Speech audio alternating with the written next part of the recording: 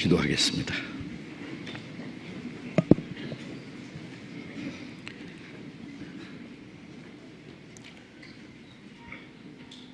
거룩하시고 자비로우신 우리 아버지 하나님, 하나님을 멀리 떠나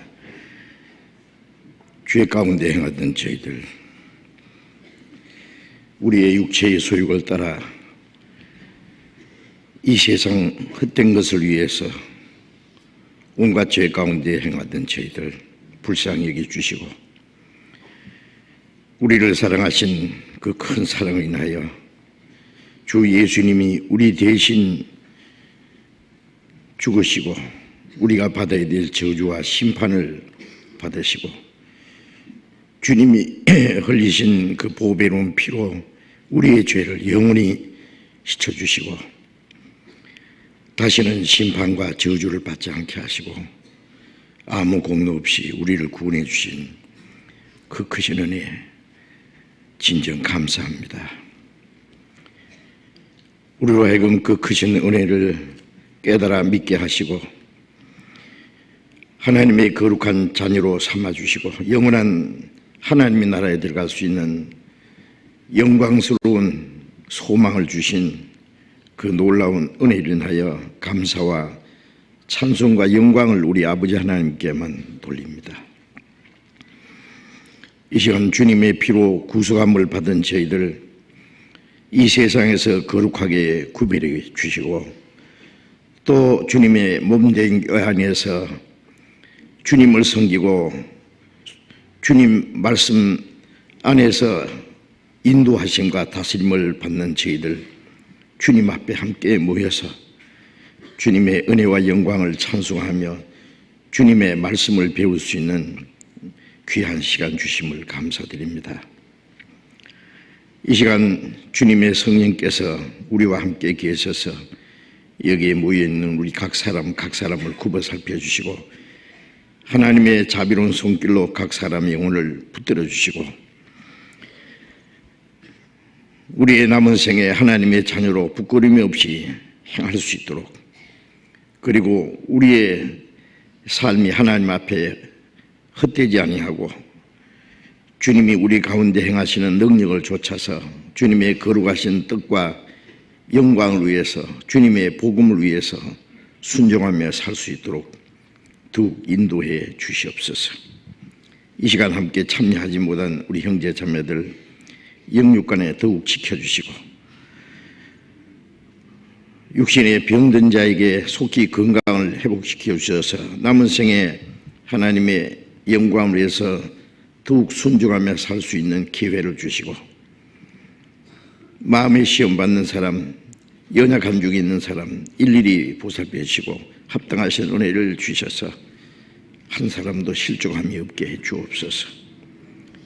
멀리 세계 곳곳에서 신앙을 지키며 복음을 전하는 우리 형제 자매들 영육간에 더욱 지켜주시고 주님의 은혜와 말씀과 능력으로 붙들어 주셔서 하나님의 자녀로 부끄러움 없이 행하며 주님의 복음을 담대히 증거해서 이뤄진 영혼들을 주님 앞에 인도하는 그 모든 일을 능히 이루게 해 주옵소서.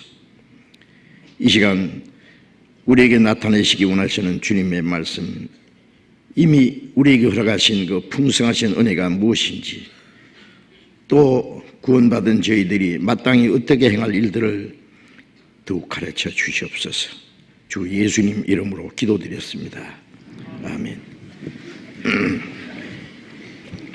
시편 교독하겠습니다.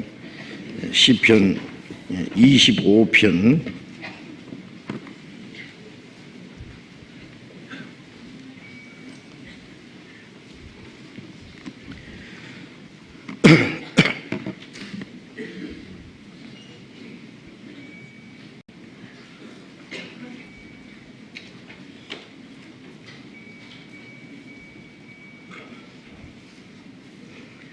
25편 1절부터 끝절까지 교독하겠습니다.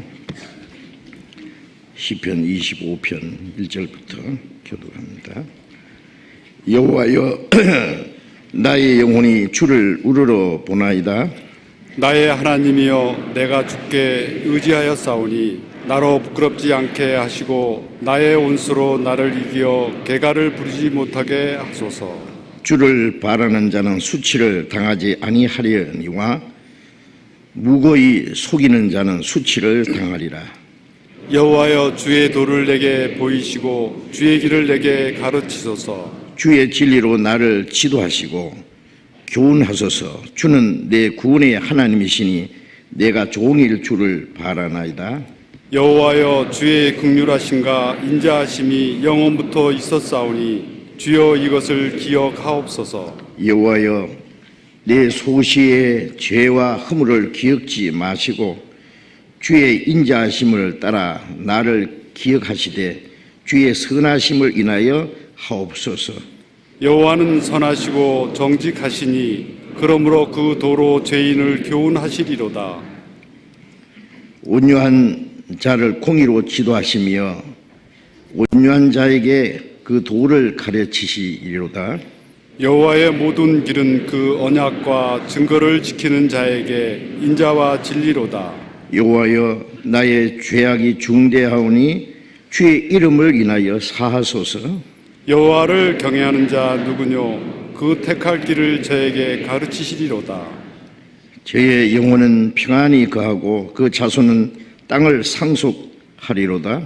여호와의 친밀함이 경외하는 자에게 있으며 그 언약을 저에게 보이시리로다. 내 눈이 항상 여호와를 앙망함은 내 발을 그물에서 벗어나게 하실 것이미로다. 주여, 나는 의롭고 괴롭사오니 내게 돌이키사 나를 긍휼히 여기소서. 내 마음의 근심이 많사오니 나를 곤란해서 끌어내소서. 나의 공고와 환난을 보시고 내 모든 죄를 사하소서. 내 원수를 보소서. 저희가 많고 나를 심히 미워함이니이다. 내 영혼을 지켜 나를 구원하소서. 내가 주께 피하오니 수치를 당치 말게 하소서. 내가 주를 바라오니 성실과 정직으로 나를 보호하소서. 하나님이여, 이스라엘을 그 모든 환난에서 구속하소서. 찬양인데 찬송해 주시겠습니다.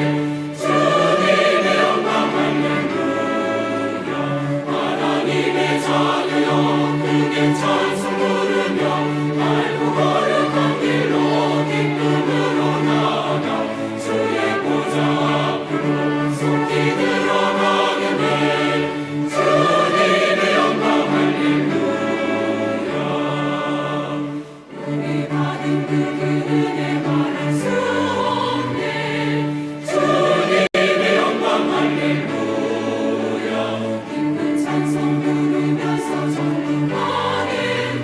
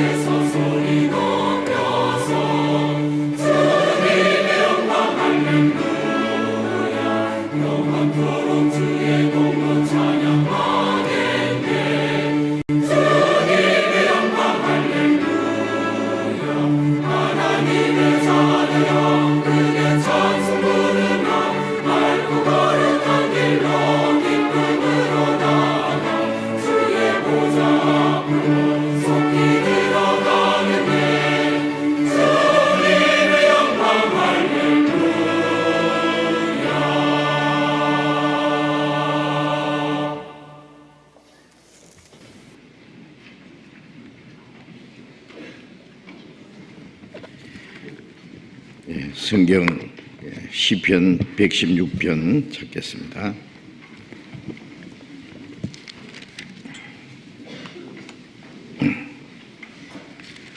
시편 116편 12절, 시편 116편 12절.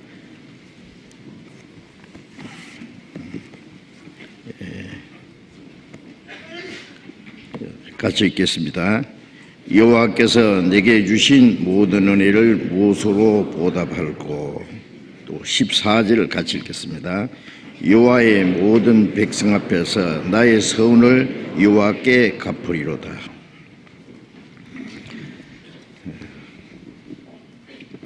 우리 지난 주간에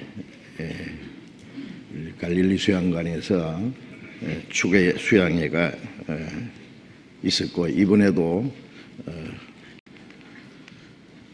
등록하신 분이 2,200여 명, 또 목사님, 전도사님, 또 상담해 주시는 분이 200여 명, 그 외에 봉사하시는 분들 합해서 아마 2,700여 명이 이번에 함께 모여서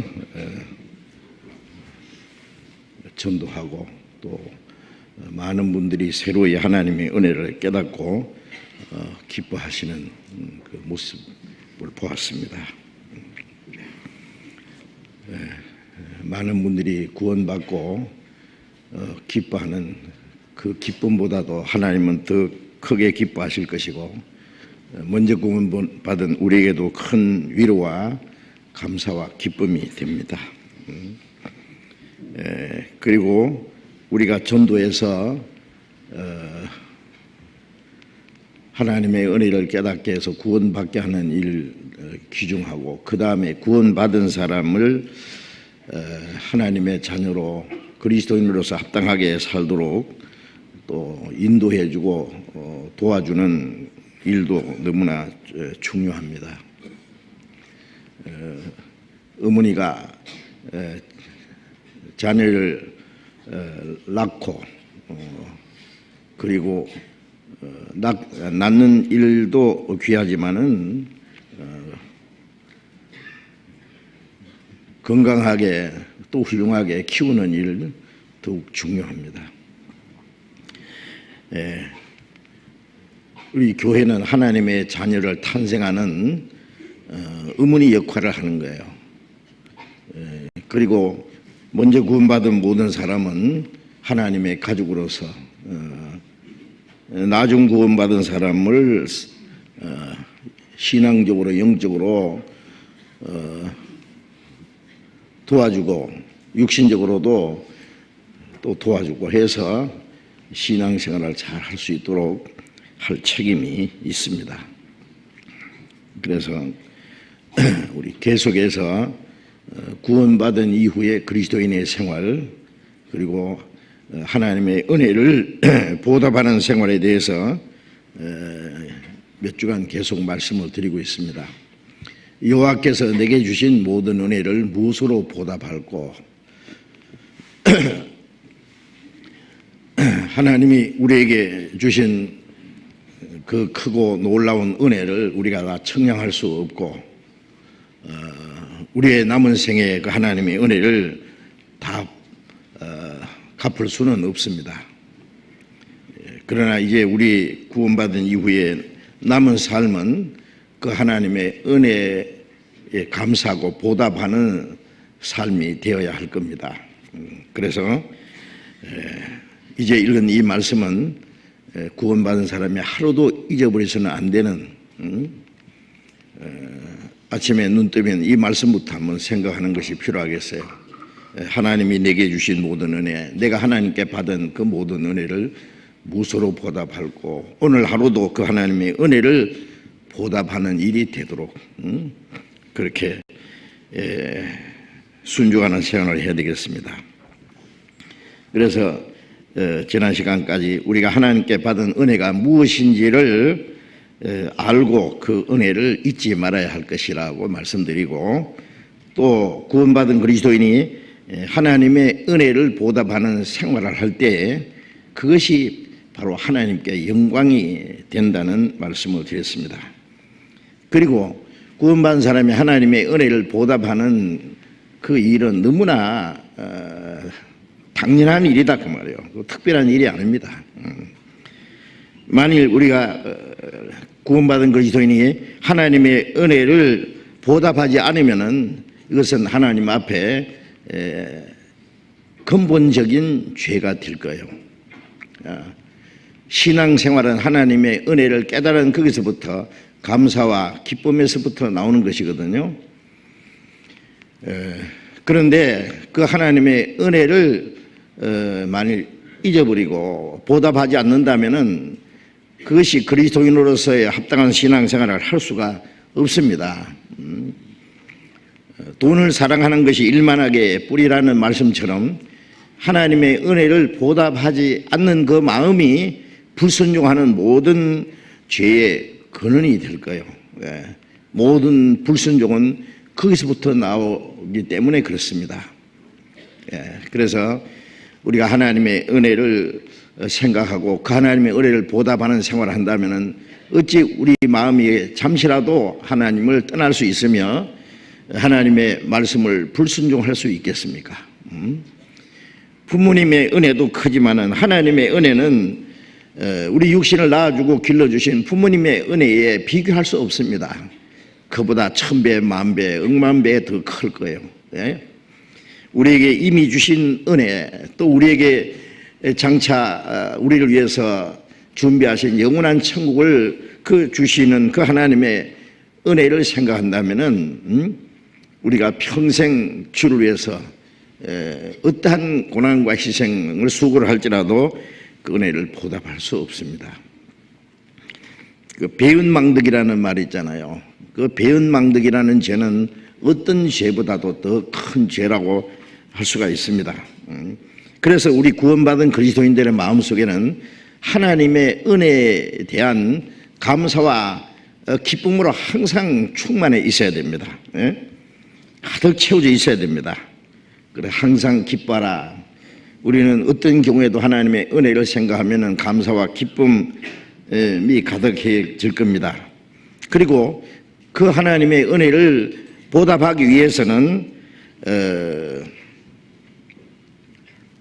먼저 구원받은 그 하나님의 자녀들, 하나님의 백성들 그 무리 앞에서 우리가 이제 주님을 위해서 살기로 작정하고 하나님 앞에 순종하기로 내 생애를 하나님께 바치기로 서원을 해야 돼요. 서원을 하고 그 서원한 것을 갚아야 됩니다. 여호와의 모든 백성 앞에서 나의 서원을 여호와께 갚으리로다.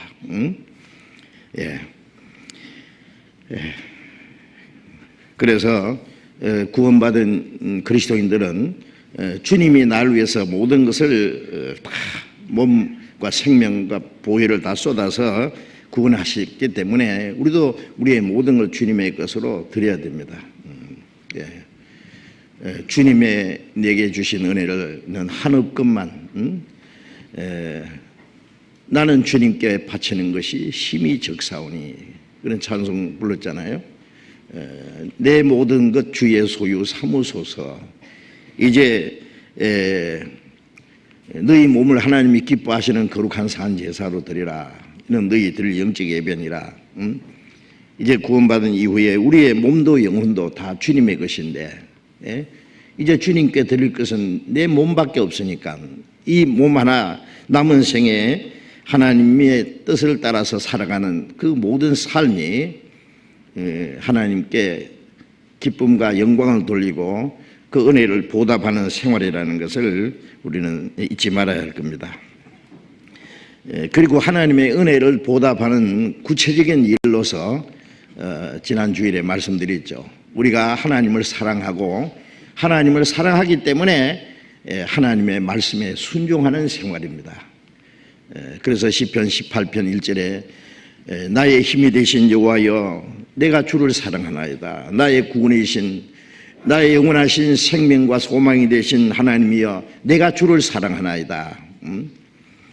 그 말씀도 우리가 항상 우리의 마음속에 계속 되뇌우고 잊지 말아야 되겠습니다. 내가 주를 사랑하나이다. 주님을 사랑하기 때문에 악을 미워하고 주님을 사랑하기 때문에 세상 모든 것을 주님보다 더 사랑하지 않고 주님을 사랑하기 때문에 우리가 주님 말씀을 순종합니다. 그래서 요한복음 14장 23절에 나를 사랑하는 자는 내 말을 지키리니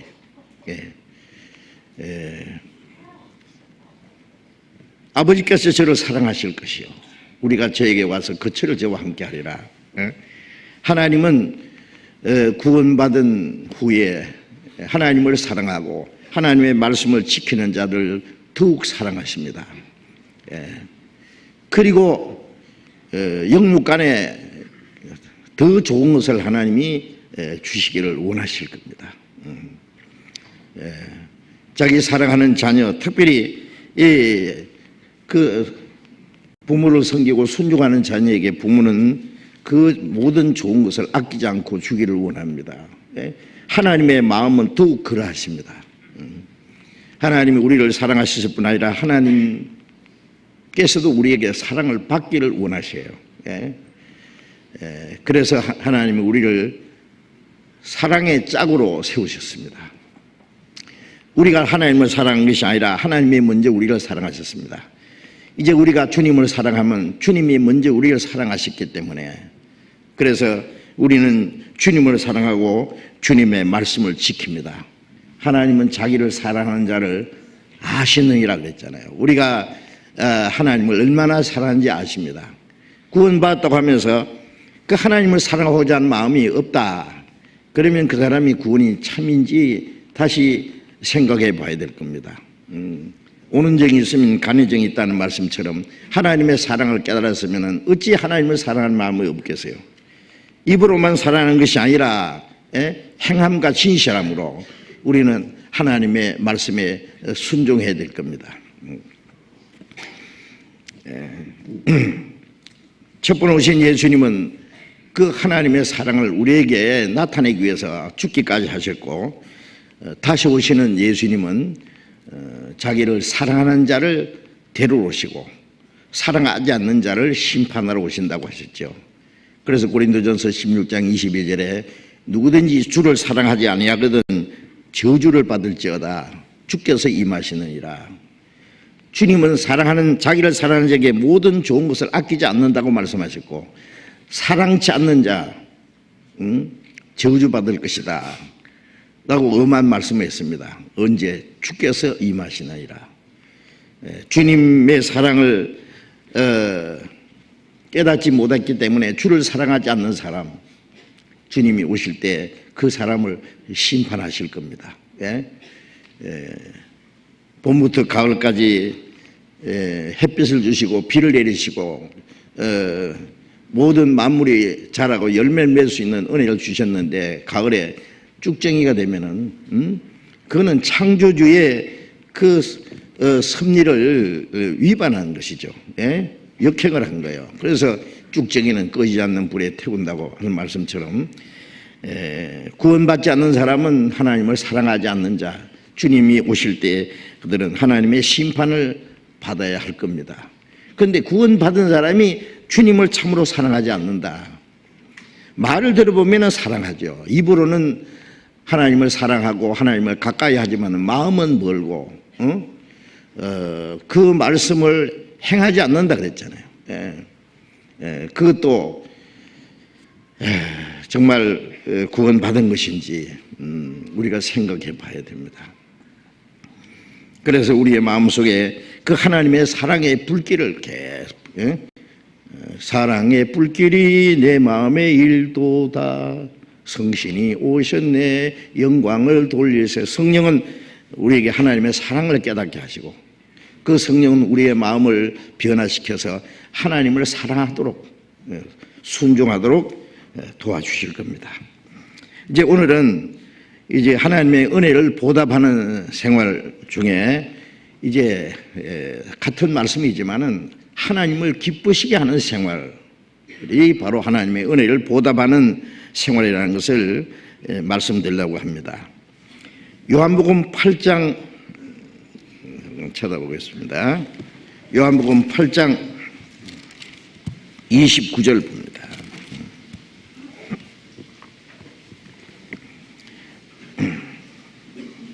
요한복음 8장 29절 나를 보내신 이가 나와 함께 하시는도다. 내가 항상 그의 기뻐하시는 일을 행함으로 나를 혼자 두지 아니하셨느니라. 자, 예수님은 나를 보내시니 하나님 아버지가 나와 함께 하신다. 예수님은 항상 하나님 아버지가 자기와 같이 계시는 것을 확실히 믿었습니다. 내가 항상 그의 기뻐하시는 일을 행함으로 나를 혼자 두지 않았느니라. 그런데 하나님이 항상 같이 계시고 혼자 두지 않으시는 그 이유 중에 하나가 절대적인 불가분의 관계가 뭐냐면 내가 항상 그의 기뻐하시는 일을 행함으로 나를 혼자 두지 아니하셨느니라. 예수님의 삶은 우리의 구원을 위한 것일 뿐 아니라 구원받은 성도들의 본이 되신 것이죠. 자, 구원받은 이후에 우리의 삶은 하나님과 함께 살아가는 생활입니다. 구원받기 전에는 하나님을 멀리 떠나 죄 가운데서 마귀가 끄는 대로 살았고, 이제 구원받은 이후에는 내가 생존 세계에서 여호와 앞에 행하리로다. 하나님 앞에서 하나님과 함께 사는 생활이죠.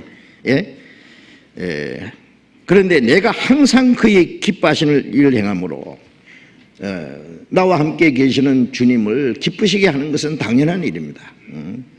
나를 혼자 두지 아니하셨도다. 로마서 15장 3절에 보면은 그리스도께서도 자기를 기쁘게 하지 아니하셨느니라. 예수님이 이 땅에 오셔서 그 예수님의 삶은 자기를 기쁘게 하는 생활이 아니었습니다. 자기가 평안하려고, 자기가 사람들에게 높임을 받고 영광을 받고자 하는 생애가 아니라 먼저 자기를 보내신 하나님 아버지를 기쁘시게 하려고 하는, 하나님 아버지를 기쁘게 하기 때문에 이뤄진 영혼을 불쌍히 여기고 멸망받을 영혼을 사랑하시고 그들을 구원하시는 일을, 그게 하나님이 기뻐하시는 일이기 때문에, 그래서 예수님이 침례를 받고 요단강에서 물에서 올라오실 때에 하늘이 열리고 성령이 비둘기같이 임하시면서 이는 내 사랑하는 아들이요 내 기뻐하는 자라고 하셨죠. 예수님은 진정 하나님의 사랑하는 아들인 동시에 하나님을 기쁘시게 하는 자였습니다. 이것은 예수님 안에서 우리도 구원받자마자 하나님의 사랑하는 아들인 동시에 하나님을 기쁘시게 하는 자가 되어야 할 겁니다. 고린도 후서 5장 9절에 바울 사도가 말씀했죠. 내가 차라리 담대하여 거하든지 떠나든지 주를 기쁘시게 한 자 되기를 힘써노라. 자, 구원받은 이후에 우리는 이 하찮은 육신을 위해서 이 세상의 헛된 것에 마음 뺏겨서 살지 아니하고 우리를 구원하시고 지금도 우리와 함께 계시는 그 생명의 주님, 만왕의 왕이시고 영광의 주님이신 그 주님을 기쁘시게 해야 됩니다. 기쁘시게. 사랑하는 아들인 동시에 하나님을 기쁘시게 하는 자가 되어야 됩니다. 살든지 죽든지, 바울 사도가 말한 대로 육신을 가지고 이 땅에 거하든지 살든지 그 말이에요. 떠나든지, 떠나서 주님 앞에 가든지, 사는 게 하나님을 기쁘시게 하는 기면 살고 죽는 것이 하나님을 기쁘시게 하는 것이면 죽기를 원한다. 살든지 죽든지 하나님을 기쁘시게 하는 자 되기를 힘쓰느라. 빌립보서 1장에서도 내가 간절한 소원과 기대가 있다. 어찌하든지 내 몸에 그리스도가 존귀되기를 원한다. 내가 이 땅에 좀 더 살아서 사는 것이 주님을 높이고 존귀하게 되는 것은 살아야 되고, 죽는 것이 하나님을 높이는 것이면 죽기 원한다고. 부활하신 예수님이 마지막 베드로에게 네가 나를 사랑하느냐고 물으셨고, 베드로는 세 번이나 똑같이 내가 주를 사랑하는 줄 주께서 아시나이다고 대답했고, 예수님은 이제 나를 따르라고 하셨고, 그리고 베드로가 어떠한 죽음으로 하나님께 영광 돌릴 것을 말씀했습니다. 베드로는 그때부터 평생 주님을 따랐고 주님의 복음을 전했고, 그리고 로마에서 전도하다가 거꾸로 십자가에 못 박혀 죽음으로 하나님 아버지께 영광을 돌렸다고 했습니다. 기쁘시게 한다는 말이나 영광을 돌린다는 말이나 같은 뜻입니다. 그래서 이제 바울 사도는 내가 거하든지 떠나든지 주를 기쁘시게 하는 자 되기를 힘쓰노라. 자, 이제 우리가 남은 생애는 어떻게 하면 내 육신을 즐겁게 할까? 어떻게 하면 좀 더 편안하게 살까? 육신이 좀 더 행복하게 살까? 그것이 우리의 삶의 목적이 아니죠. 이제 우리에게 주어진 이 짧은 생애를 무엇으로 하나님의 은혜를 보답하고 오직 하나님을 기쁘시 하기 위해서. 바울 사도의 생애를 보면은 정말 고난과 환난, 그 괴로움의 연속이었습니다. 그는 수없이 매를 맞고 복음을 전하다가 여러 번 감옥에 갇히고 여러 번 죽을 뻔하고 40에 하나 감한 매를 세 번 맞고 다섯 번 맞고 세 번 태장으로 맞아 죽을 뻔, 돌에 맞아 죽었다 살아나기도 하고, 헐벗고 자지 못하고 먹지 못하고 춥고 떨었다. 그리고 로마에서 전도하다가 결국 목이 잘려 죽었습니다. 그는 진정 하나님을 기쁘시게 했습니다. 우리도 살든지 죽든지 주님을 기쁘시게 하는 자 되기를 힘써야 됩니다. 내 자신을 기쁘게 할 것이 아니다 그 말이에요. 주님이 우리에게 그것을 요구하시는 거예요. 에베소서 5장 10절에 보면은 주께 기쁘시게 할 것이 무엇인가 시험해 보라. 주님을 기쁘시게 할 것이 무엇인가 찾아보라 그랬죠. 찾아보라. 우리는 주님이 기쁘시게 할 것이 무엇인가 성경에서 찾아야 됩니다. 배워야 됩니다. 그리고 알았으면 기쁘시게 하는 생활을 실제로 해야 됩니다. 그래서 로마서 12장 1절 2절에 말씀드린 대로 너희 몸으로 하나님이 기뻐하시는 거룩한 산제사로 드리라. 이는 너희들 영적 예배니라. 너희는 이 세대를 본받지 말고 오직 마음을 새롭게 함으로 변화를 받아 하나님의 선하시고 기뻐하시고 온전하신 뜻이 무엇인지 분별하도록 하라. 이 몸을 가지고 이제 하나님이 기뻐하시는 거룩한 산제사를 드리라 그랬죠. 먹든지 마시든지 무엇을 하든지 오직 하나님의 영광을 위해서 사는 생활, 그것이 하나님을 기쁘시게 하는 생활입니다. 그것이 산제사요 영적 예배입니다. 기독교인들이 일주일간 자기 마음대로 자기 편리한 대로 살다가 주일날 아주 단정하게 차려입고 교회당에 가서 찬송하고 기도하고 하면서 하나님 산제사를 받으십시오. 그건 죽은 제사입니다. 하나님 받지 않습니다. 말라기 1장에 보면은 눈먼 거 병든 거 쩔뚝발이 그런 걸 가지고 와서 제물로 바치니 너희가 내 이름을 멸시한다 그랬어요. 멸시한다. 그 하나님 멸시하는 것이지 그 하나님께 웅 돌리는 거예요. 그 신앙생활이 눈멀고 쩔뚝발이고 병들고 하나님 보실 때는 잘못된 건데 껍데기만 경건하게 앉아서 찬송하고 기도하면 그게 예배가 되겠어요? 성경에 그런 예배는 없습니다. 마귀가 만들어낸 거짓말 예배입니다. 가짜입니다. 성경의 예배는 구원받은 이후에 그리스도인의 모든 생활, 말하고 행하고 생각하고 하는 모든 생활이 하나님의 뜻과 영원에서 사는 생활. 너희는 이 세대를 본받지 말고 이 악하고 음란한 세대, 폐역한 세대에서 구별돼서 하나님의 선하시고 기뻐하시고 온전한 뜻이 무엇인지 분별하도록 하라. 하나님이 기뻐하시는 뜻이 무엇인지 분별하고 그 뜻을 따라서 사는 생활이 그게 산제사고 영적 예배입니다. 과연 우리가 그렇게 하나님을 기쁘시게 하는 영적 예배를 드리고 있느냐, 내 몸을 가지고 하나님 기뻐하시는 산제사를 드리고 있느냐, 그런 걸 생각해 봐야 됩니다. 그렇지 못하면 뭔가 비정상이지. 비정상. 아세요? 정상이 아닙니다. 우리는 육신적으로 단정하려고, 요즘에 얼굴이 좀 잘못된 사람들은 참 이쁘게 보이려고 성형 수술도 하고 뭐 몸에다가 향수도 탁 뿌려보고 뭣도 내보고 하지만은 속 사람은 엉망이면서 하나님 보실 때 그리스도인은 하나님 보시기에 아름다워야 됩니다. 아시겠어요? 육신은 아무렇게나 하란 말이 아닙니다. 육신도 단정하게 해야 되지만은 우리는 하나님을 기쁘시게 해야 됩니다. 그래서 로마서 고린도전서 10장 31절에 먹든지 마시든지 무엇하든지 다 하나님의 영광을 위해서 하라. 하나님께 영광이 되지 않는 모든 게 죄입니다. 모든 사람이 죄를 범했으면 하나님의 영광이 되지 못하더니 하나님께 영광이 되지 않는 모든 것이 죄입니다. 거기서 우리를 구원해 주셨으니까 이제 우리가 하나님께 영광을 돌려야 하나님의 영광에 들어갈 거 아닙니까? 하나님의 영광에 들어가기에 합당한 사람으로 살아가려면 하나님의 영광을 위해서 살아야 됩니다. 먹든지 마시든지 직장 생활을 하든지 결혼을 하든지 하나님께 영광이 되지 않는 결혼을 하지 말아야 돼요. 이사를 가든지 무엇을 하든지 목적이 하나님의 영광을 위한 것이 되어야 됩니다.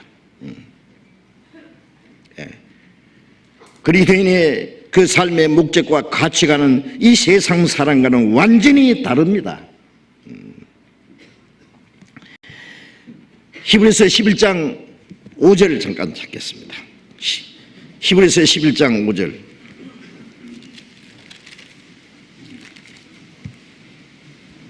히브리서 11장 5절 같이 읽겠습니다. 에녹은 11장 5절 믿음으로 에녹은 죽음을 보지 않고 옮기었으니 하나님이 저를 옮기심으로 다시 보이지 아니하니라. 저는 옮기우기 전에 하나님이 기쁘시게 하는 자라 하는 증거를 받았느니라. 그 앞에 4절을 보면 믿음으로 의롭다함 받은 사람, 대표적인 사람이 아벨이고 구원받은 이후에 믿음으로 하나님을 기쁘시게 한 사람의 대표는 에녹입니다. 창세기 5장에는 에녹이 300년간 하나님과 동행하며 자녀를 낳았으며 하나님의 저를 데려가심으로 세상에 있지 아니하리라. 물로 세상을 심판하시기 전에 하나님의 에녹을 산채로 데려가셨죠. 산채로 죽지 않고 하나님이 저를 옮기심으로 다시 보이지 아니하니라. 저는 옮기기 전에 이걸 갖다가 우리는 휴거라 그러죠. 들려 올라갔다. 하나님께 저를 데려가시기 전에 하나님 기쁘시게 하는 자라 하는 증거를 받았느니라. 자, 우리가 구원받은 이후의 삶은 하나님과 동행하는 생활입니다. 하나님과 동행하는 생활은 하나님 기쁘시게 하는 생활입니다. 우리도 에녹처럼 환난 전에 산채로 들려갈 수 있는 그런 시대에 살고 있어요.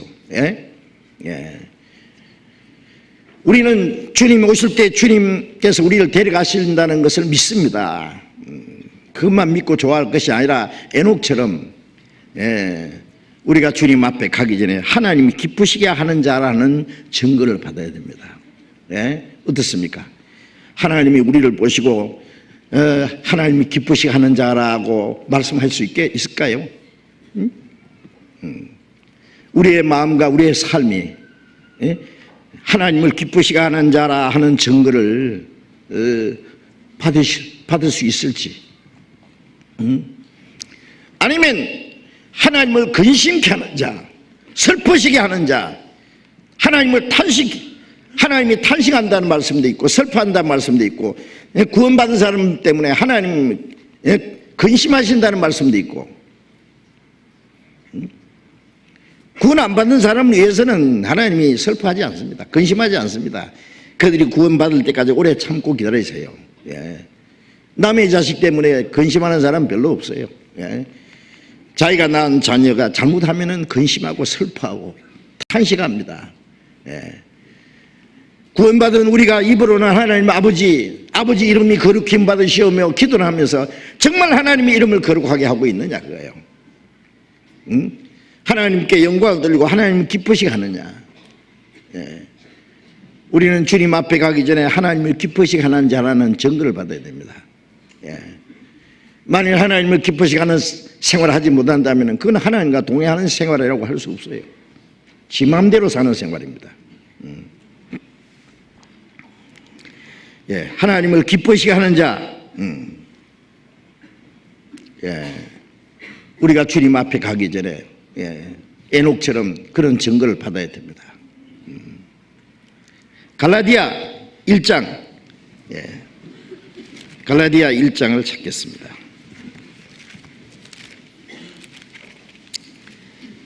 신약 302페이지 갈라디아 1장 10절 같이 읽읍시다. 이제 내가 사람에게 좋게 하랴 하나님께 좋게 하랴 사람에게 기쁨을 구하랴 내가 지금까지 사람의 기쁨을 구하는 것이었다면 그리스도의 종이 아니니라. 바울 사도는 말하기를 내가 사람에게 좋게 하랴 하나님께 좋게 하랴 사람에게 기쁨을 구하랴 내가 이제까지 사람에게 기쁨을 구하는 것이었으면 그리스도의 종이 아니니라. 종은 주인을 기쁘게 하기 위해서 있습니다. 주님은 우리 죄를 위해서 죽으신 분입니다. 영원한 멸망에서 구원하기 위해서 대신 생명을 희생하신 분입니다. 비싼 값으로 우리를 샀습니다. 우리는 그리스도의 종입니다. 비싼 값으로 사셨기 때문에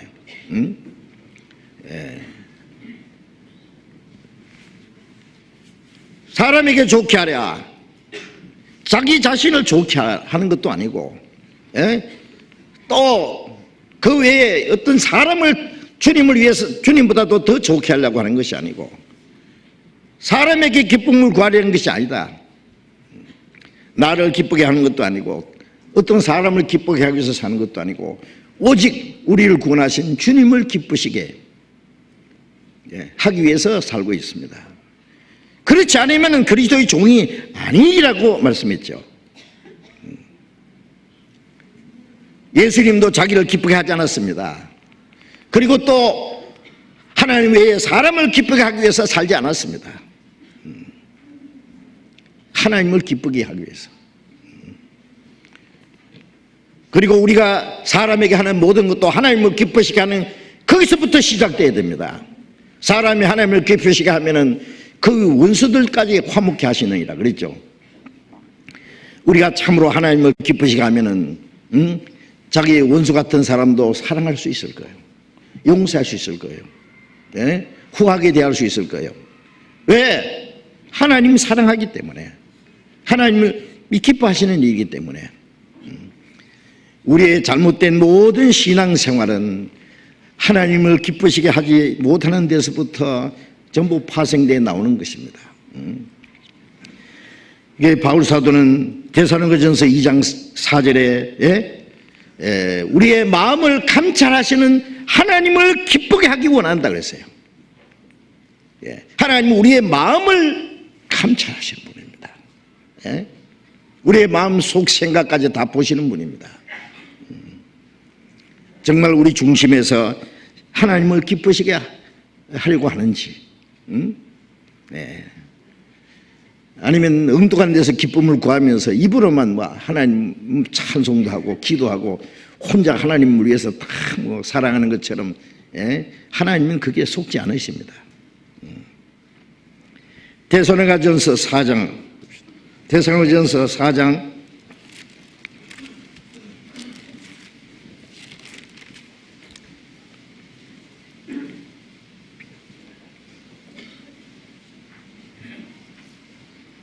4장 1절 같이 읽겠습니다. 정말로 형제들아 우리가 주 예수 안에서 너희에게 구하고 권면하노니 너희가 마땅히 어떻게 행하여 하나님께 기쁘시게 할 것을 우리에게 받았으니 곧 너희의 행하는 바라 더욱 많이 힘쓰라. 이 데살로니가 교회는요, 예, 많은 교회 중에서 가장 모범적인 교회입니다. 데살로니가 성도들에게, 예, 이 데살로니가 전서를 쭉 기록하면서 정말로 마지막 형제들아, 우리가 주 예수 안에서 너희에게 구하고 권면하노니, 간절히 너희에게 권면하노니, 너희가 마땅히 어떻게 행하면 이 하나님을 기쁘시게 할 것을 우리에게 받았으니, 마땅히 어떻게 행하며 하나님을 기쁘시게 할 것을 우리에게 받았으니 그랬죠. 예. 우리에게 가르침을 받았다고 말해요. 가르침을. 예.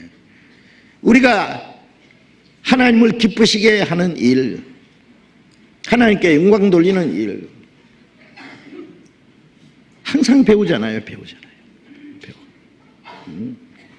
배우면서 그걸 행하지 않습니다. 예. 그런데 이 데살로니가 성도들은 하나님을 기쁘시게 할 것을 우리에게 받았으니 곧 너희 행하는 바라. 데살로니가 성도는 실제로 행하고 있었어요. 가르침 받았을 뿐 아니라 행하고 있었습니다. 지금 너희가 행하는 바라. 더욱 많이 힘써라. 하나님을 기쁘시게 하는 일은 이 정도만 하면 된다는 것이 없어요. 죽도록 충성하라는 말씀처럼, 예? 내 생애가 다 끝날 때까지. 여러분, 만일 우리의 이 짧은 생애를, 예? 하찮은 육신 때문에 주님을 기쁘시게 못하고 세상 헛된 것 때문에 마음비 빼앗기고 무슨 사람 때문에, 무슨 사정 때문에, 예? 무슨 사사로운 문제 때문에 하나님을 기쁘시게 못한다면 그 핑계가 되지 않습니다. 그거는 인생 그리스도인의 삶을 적잖아는 억울한 생활입니다. 억울한 생활입니다. 그렇잖아요. 우리가 헛되이 자기 재산을 누구에게 빼앗기고 사기당하면은 억울해서 땅을 치고 통곡하고 너무 억울해서 죽는 사람도 있어요. 그런데 왜 하나님을 위해서 사는 삶이 송두리째 아사감을 당하고 마귀에게 속아서 살면서도 아무렇지 않은 것처럼 뭐 꽤 주님을 위해서 하는 것처럼 그게 속고 스스로 속이고 있는 겁니다.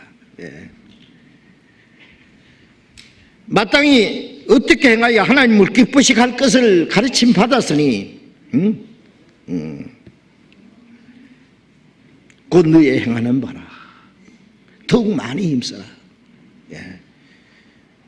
조금만 한 게 아니라 앞으로 계속해서 그리고 더 많이 힘써야 됩니다. 하나님을 기쁘시게 하는 생활. 로마서 8장을 또 찾겠습니다. 로마서 8장.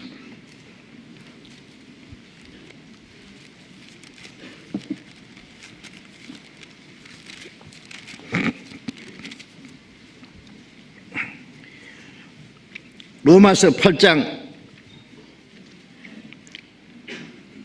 7절 8절 같이 읽읍시다. 육신의 생각은 하나님과 원수가 되나니 이는 하나님의 법에 굴복지 아니할 뿐 아니라 할 수도 없습니다. 육신이 있는 자들은 하나님을 기쁘시게 할 수 없느니라. 육신의 생각은 하나님과 원수가 되나니, 이건 구원받은 사람에게 하는 말씀입니다.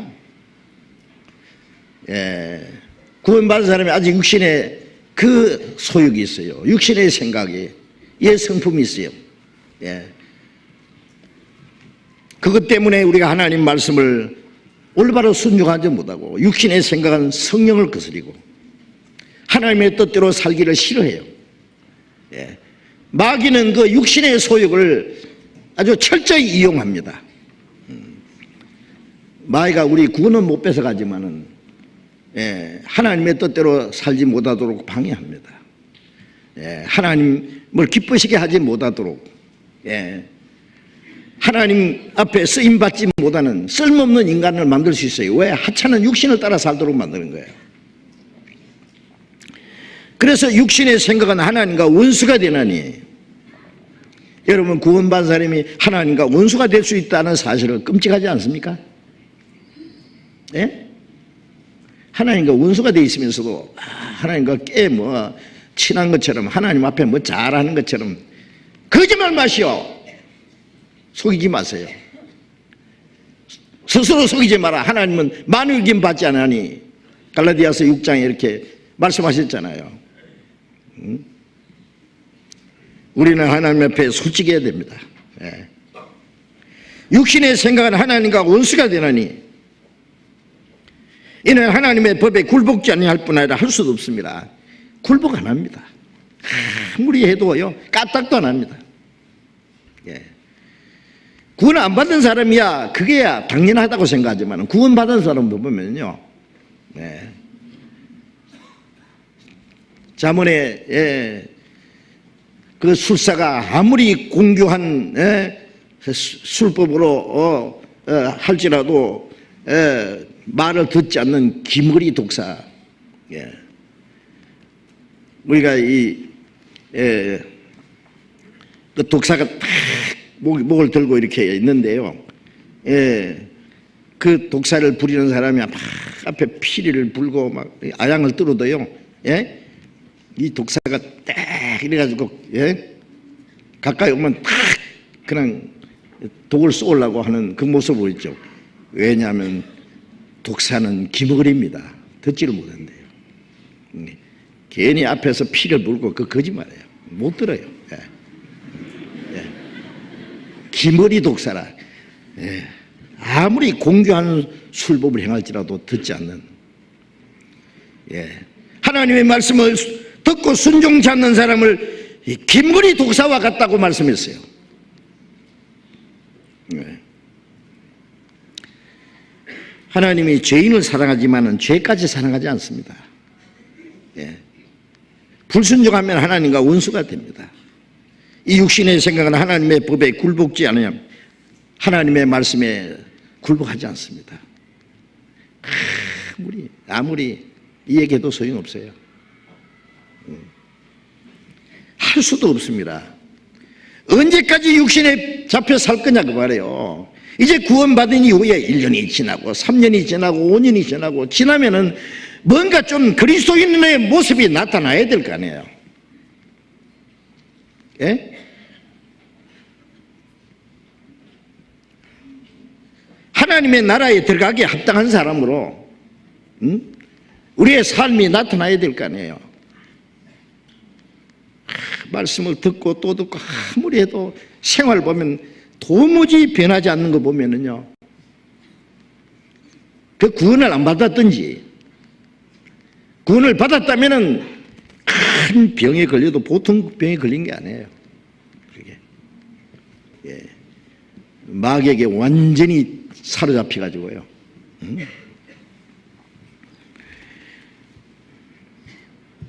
육신에 있는 자들은 하나님을 기쁘시게 할 수 없느니라. 육신의 생각에 사로잡힌 사람. 고린도 교인들을 보면 고린도전서 3장 1절 2절에 보면은 너희가 그리스도 안에서 어린 아이다. 육신에 속한 자다. 너희에게 시기와 다툼이 있으니 어찌 육신을 따라 행함이 아니리요. 구원받은 지가 오래됐는데 아직도 어린아이다. 아직도 크고 코 흘리기, 시기와 분쟁이 있습니다. 도덕적인 죄도 있습니다. 도무지 변하지 않습니다. 그래서 바울 사도는 만일 너희 중에 그런 사람이 있다면 그 사람은 하나님의 나라를 유업으로 받지 못할 텐데, 예? 너희가 그리스도 안에서 어린 아이냐, 도대체 죽은 자냐? 응? 육신에 있는 자들은 하나님을 기쁘시게 할 수 없습니다. 예. 우리는 하나님을 기쁘시게 하기 위해서 이 땅에 있습니다. 그렇죠? 예. 하나님은 자기를 기쁘게 하는 자에게 영육간에 좋은 것을 주신다고 말씀하셨어요. 예. 그런데 하나님의 상급으로 살려고 하지 않고, 예? 순종하는 자에게 주시기로 하는 약속을 믿지 않고 자기 하찮은 꾀를 가지고 살려고 해요. 네. 우리는 하나님을 기쁘시게 하고 있어요. 내가 가난해도, 내게 어떤 고난과 희생이 있어도, 죽음이 와도 하나님 기쁘시게 한다면 우리는 같이 기뻐할 수 있어요. 사도들은 전도하다가 매를 맞고 생명 위협을 당하면은 예수의 이름을 위해서 능력받는 일에 합당한 자로 기뻐하면서 그들 앞을 떠났다. 조금도 굴복하지 않았습니다. 주님의 이름을 위해서 핍박받는, 능력받는, 주의 이름을 위해서 죽을 수도 있다면 그게 최고 기쁜 거예요. 자, 우리 기쁨을 엉뚱한 데서 찾지 맙시다. 이제부터. 예? 예. 그리고 누가복음 15장 7절에 보면은 죄인 하나가 회개하고 돌아오면은 하나님 앞에 기쁨이 된다고. 의인 아무를 인하여 기뻐하는 것보다 더 기뻐한다고 하셨잖아요. 예. 구원받은 사람은 다른 사람을 구원하기 위해서 자기 가족뿐 아니라 친척, 친구, 이웃 사람들 누구든지 전도하려고 하는 그 열정 보면은요, 참 그게 구원받은 증거라고 생각합니다. 왜냐하면 자기가 받은 구원이 크고 귀한 만큼 다른 사람이 구원을 귀중히 여기거든요. 이같이 큰 구원. 그리고 구원받지 않는 사람이 받아야 될 형벌이 얼마나 무섭다는 걸 알기 때문에 우리가 병들어서 죽어가는 사람 보다도 굶어 죽는 사람 보면은 안타까이 여기고 불쌍히 여기는데 지옥 가는 사람에 대해서는 어떻게 생각해야 됩니까? 육신은 이렇게 죽든 저렇게 죽든 죽음으로 끝나요. 거기서 끝나면 오직 좋겠어요. 오직 좋겠다면서도 오직 다행이겠어요. 그러나 죽음 건너편에 영원한 지옥으로 간다면은 우리가 조금만 도와줘서 그들이 구원받을 수 있다면 우리 수고를 마다하겠습니까? 우리의 수고와 희생.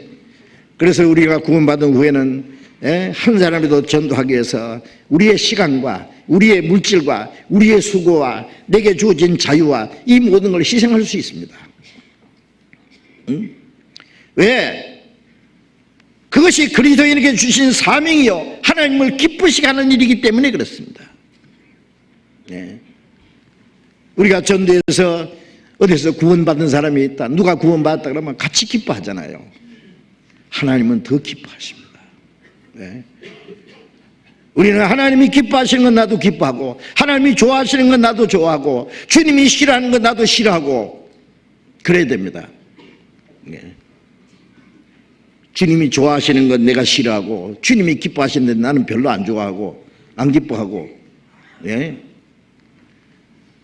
누가복음 15장에 보면 탕자가 회개하고 아버지께 돌아왔을 때 아버지가 받아주고 살찐 송아지를 잡으라고 잔치했잖아요. 내 아들은 죽었다가 살았다, 잃었다 얻었다 그러면서 기뻐하는데 그 맏아들은 밖에서 들어오기 싫어해요. 화를 내는 거예요. 나는 아버지를 섬기고 이렇게 사는데 염소새끼 한 마리도 줘서 내 친구들하고 잔치하도록 안 하거든요. 내 동생은 그 아버지의 재산을 다 삼키고 탕진해가지고 돌아왔는데 저를 위해서 살찐 송아지를 잡았습니까? 꼭 그 맏아들의 심보처럼 말이에요.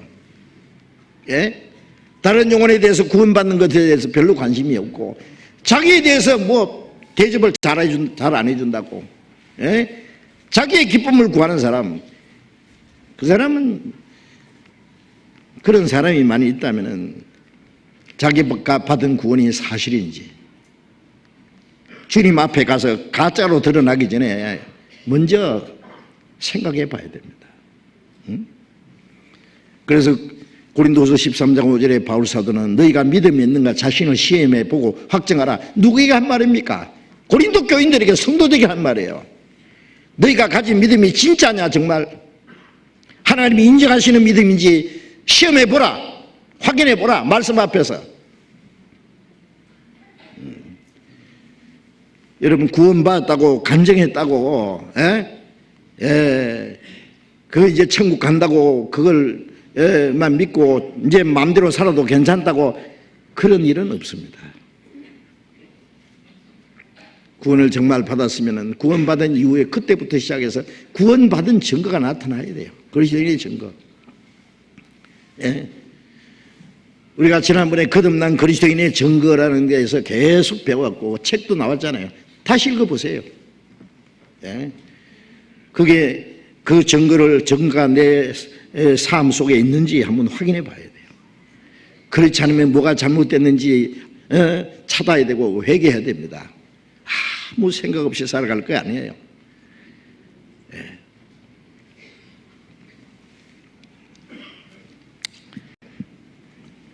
시편 118편 17절에 내가 죽지 않고 살아서 여호와의 행사를 선포하리로다.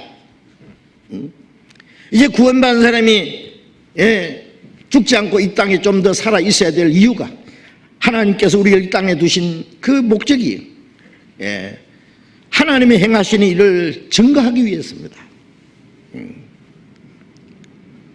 우주 만물을 창조하시고 인간을 하나님의 형상대로 만드시고 인류 역사를 다스리시고 예수 그리스도를 보내서 우리를 구원하는 역사를 이루시고 우리에게 믿을 수 있는 복음을 주시고 우리를 구원해 주신 그 주님을 증거해야 됩니다.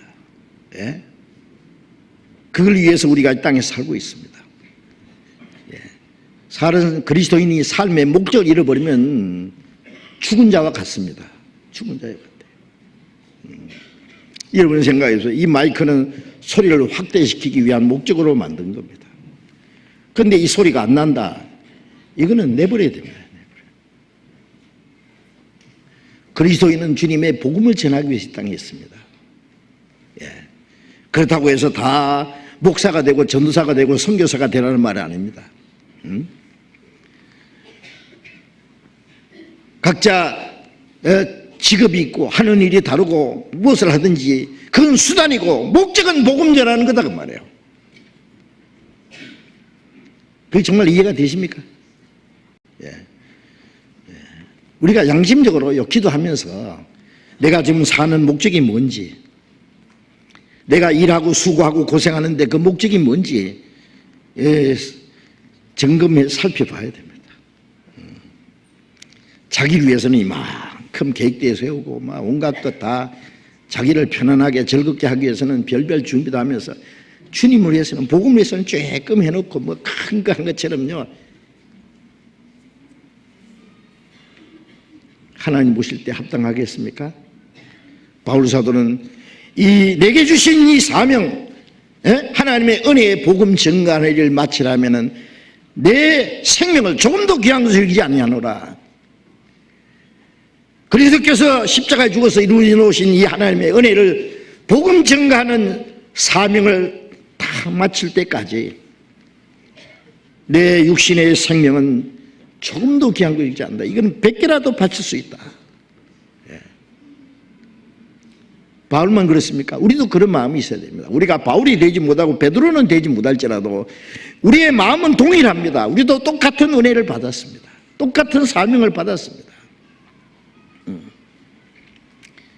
그때 어떤 사람은 복음을 위해서 죽기까지 하려고 그러고 어떤 사람은 뒤에서 구경이나 하고 잘하니 못하니 점수나 매기고 불평이나 하고 안 되죠 그러면. 시편 66편 잠깐 봅시다. 시편 66편 16절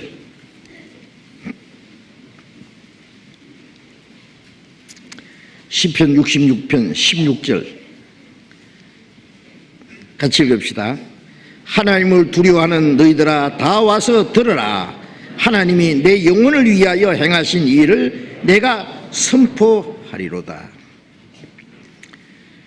하나님이 내 영혼을 위하여 행하신 일을 내가 선포하리라. 하나님이 내 영혼을 위하여 행하신 일이 있죠. 자기 독생자를 십자가에 죽기까지 희생하심으로써 구원해 주신 내 영혼을 위해서 행하신 일을 내가 선포하리로다. 그걸 전하기 위해서 우리가 이 땅에 있습니다.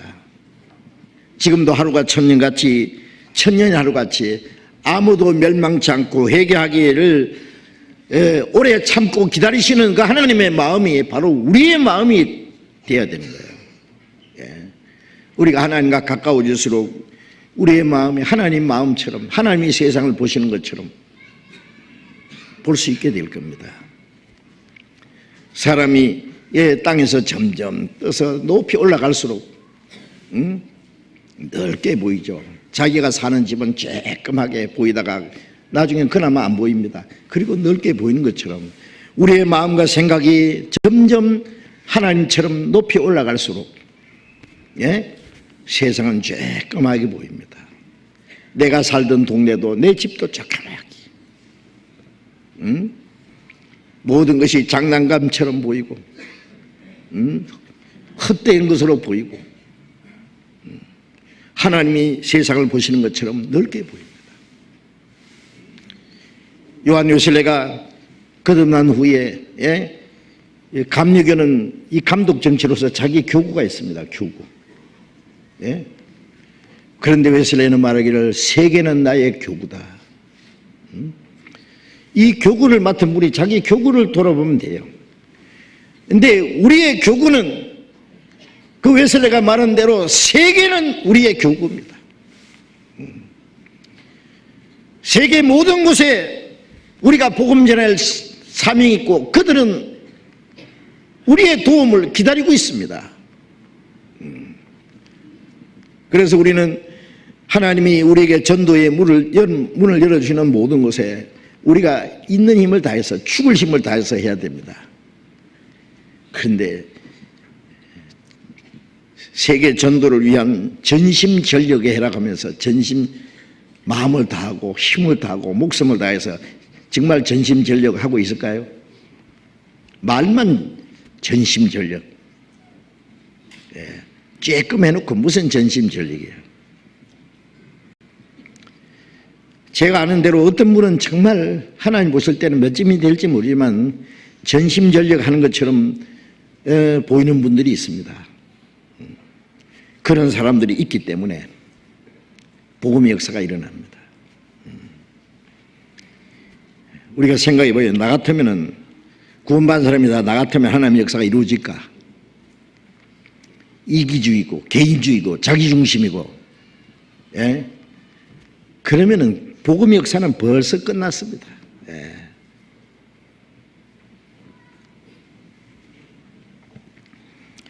자, 우리가 이 땅에 삶은 삶의 목적을 하나님이 우리를 두신 목적을 잠시라도 잊으면 안 됩니다. 하나님이 우리를 위해서는 영원하고 완전한 것으로 영광스러운 것으로 예비해 놓으셨어요. 이 땅에서는 우리가 할 일이 따로 있습니다. 따로. 학생들도 고생하면서 공부하고 하는 것은 장래에 좀 좋은 조건에서 잘 살기 위해서 뭐 좋은 기업에 취직돼 가지고 좋은 대접받고 좀 잘 살려고 그 고생합니다. 앞으로 몇 년 더 잘 살려고 고생하면서 사람에게 무시당하면서 짓밟히면서 이를 악물고 참고 일하는 사람들 많이 있잖아요. 조금 더 잘 살라고 몇 년 좀 잘 살라고.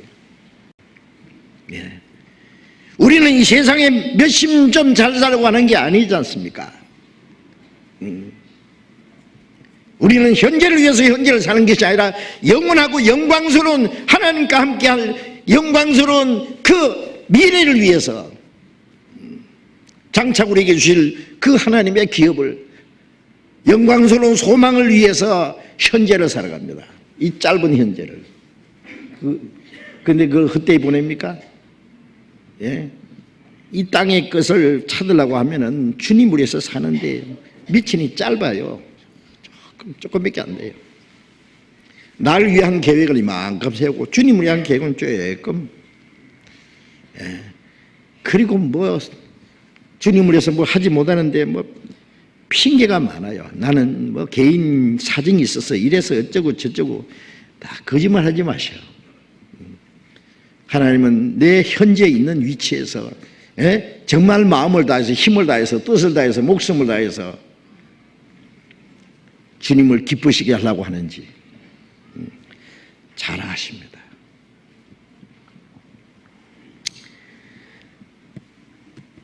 고린도후서 5장을 찾아보겠습니다.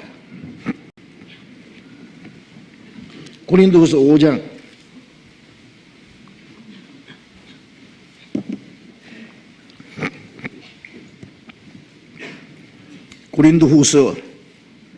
5장 15절 5장 15절 같이 읽읍시다. 제가 모든 사람을 대신하여 죽으심은 산자들로 하여금 다시는 저희 자신을 위하여 살지 않고 오직 저희를 대신하여 죽었다가 다시 사신 자를 위하여 살게 하려 함이라. 제가 그리스도께서 우리 모든 사람을 대신하여 죽으심은, 주님 우리 대신 죽으셨잖아요. 산자들로 하여금 주님이 죽으심으로 우리는 살아났잖아요. 주님은 가장 비참한 죄인처럼 죽음으로 우리를 의인이 되게 하셨습니다. 주님이 우리가 받을 저주와 심판을 받음으로 우리가 영원한 생명과 하나님 나라에 들어갈 수 있는 소망을 얻었습니다. 그게 산자들입니다. 산자들로 하여금 다시는 저희 자신을 위하여 살지 않고, 다시는, 우리가 구원받기 전에는 전부 자기를 위해서 살았습니다. 그렇죠? 자기를 위해서. 자기 잘난 맛에 살고, 자기의 기쁨과 만족을 위해서 살았습니다. 그런데 이제는 다시는 저희 자신을 위해서 살지 않고 저희를 대신하여 죽었다가 사신 자를 위하여 살게 하려 합니다. 주님이 우리를 위해서 죽으신 것은 목적이 뭐예요? 우리를 구원해서 구원받은 사람이 다시는 자기를 위해서 살지 않고 우리를 구원하기 위해서 죽었다가 사신 주님을 위해서 살게 하기 위해서입니다. 그게 우리를 구원하시는 목적이에요. 그 목적을 위반하면 되겠어요? 나는 너를 위해서 죽어줬으니 너는 나를 위해서 좀 살아줄래? 그러시는데 어떻게 하실래요? 네? 그것도 싫어요? 로마서 14장 7절 8절에 다 잘 아는 말씀이죠. 우리 중에 자기를 위해서 사는 자가 없고 자기를 위해서 죽는 자도 없도다. 우리 중에 거듭난 성도들, 우리 중에 누구든지 자기를 위해서 사는 자가 없고 자기를 위해서 죽는 자도 없도다. 우리가 살아도 주를 위해서 살고 죽어도 주를 위하여 죽나니 그러므로 우리가 사나 죽으나 주의 것이로라. 이를 위하여 그리스도께서 우리 위해서 죽으셨으니 이는 산 자와 죽은 자의 주가 되게 하려 하십니다. 자, 구원받은 사람은 우리 중에 자기를 위해서 사는 자 없고 자기를 위해서 죽는 자가 없다. 그게 정상입니다. 구원받은 사람 중에도 자기를 위해서 살다가 자기를 위해서 죽는 사람이 있다면 그건 뭔가 비정상이에요. 비정상. 자기를 위해서 사는 자가 없고 자기를 위해서 죽는 자도 없도다. 구원받은 사람이 자기를 위해서 살라고 아웅다웅하고 고생하고 수고하고 한다면 그 비참한 거예요. 저주예요. 정말. 그렇죠? 우리가 구원받은 후에 이 땅에 사는 삶이 얼마나 고달프고 힘들고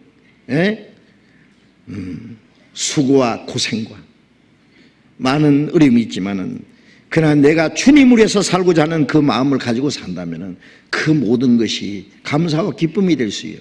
하나님 보실 때 아름다운 것이 됩니다. 이 괴로움은 누구를 위한 거예요? 괴로움이냐 그 말이에요. 나를 위한 괴로움이면 한 푼의 가치도 없어요. 그러나 주님을 위해서 사는 그 괴로움이라면 그거는 정말 값진 것입니다. 하나님 보실 때. 우리가 살아도 주를 위해서 살고 죽어도 주를 위하여 죽나니 그러므로 우리가 사나 죽으나 주의 것이로라. 주를 위해서 죽을 수 있는 각오가 된 사람이 주를 위해서 살 수 있고 주를 위해서 사는 사람이 주를 위해서 죽을 자격도 있어요. 평소에 주를 위해서 살지 않고 적당하게 자기 중심 이기주의로 살던 사람이 때가 되면 내가 주를 위해서 죽겠다 하나님이 그 사람에게 줄로 해서 죽을 자격을 안 주십니다. 줄로 해서 죽는 것도 자격이 있어야 죽어요. 줄을 위해서 사는 사람이 줄로 해서 죽을 수 있어요. 이를 위하여 그리스도께서 너희를 위하여 죽으셨으니, 무엇을 위해서? 주님이 죽으심으로 구원받은 사람들이 자기를 위해 살지 않고 주를 위해서 사는, 그것을 위해서 주님이 죽었다가 사셨다고 말해요. 이는 산 자와 죽은 자의 주가 되려면, 주가 되기 위해서 우리의 마음에 주가 되야 됩니다. 주는 머리 이게 등기는 거예요. 누가복음 6장 46절에 너희가 나를 불러 주여 주여 하면서도 어찌하여 나의 말하는 걸 행치 않느냐 그러셨죠. 입으로 주여 그런 거는요, 원문에 이고 댕긴다는 뜻이래요. 그러면 머리를 받들고 있어요. 내 모든 삶의 주인이다 그 말이에요. 임금주자입니다. 주님은 나의 임금이십니다. 예. 신하는 임금을 섬기고 임금을 위해서 죽기까지 합니다. 우리는 만왕의 왕이신 주님, 우리를 구원하신 생명의 주님, 우리를 그토록 사랑하신 주님을 섬기고 주를 위해서 살기도 하고 주를 위해서 죽기까지 하는 게 얼마나 합당하고 영광스러운 일이 아닙니까? 그런데 그걸 왜 자꾸 잊어버리냐고요. 응?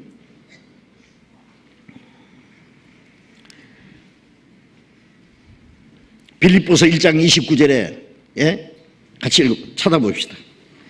빌립보서 1장 29절.